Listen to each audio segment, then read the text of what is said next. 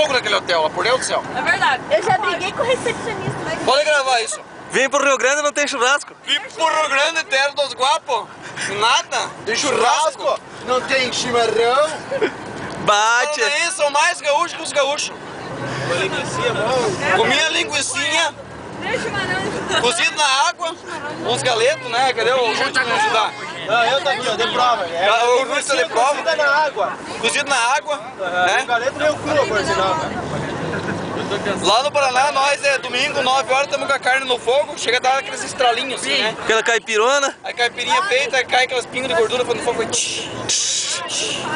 Joga uma cervejinha cerveja por bem cima gelada. da carne. É. Calma. Aqui no Gaúcho vinha, aqui no Rio Grande. Ou deixa a carne temperada à noite com vinho, né? Cozido na água, comer galeto, mal passar, mal Esses gaúchos. assado. É.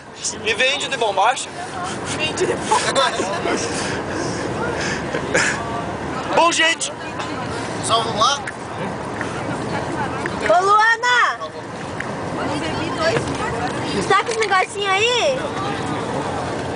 Opa. Ai, amei isso daqui. O preço também é bem carinho, sabe? Eu vou ficar bêbada. Esses índios são meio prevalecidos nas coisinhas deles. Sim, era eu queria que ela deixasse por 4. Daí ela falou, então me dá 6. 6 pau.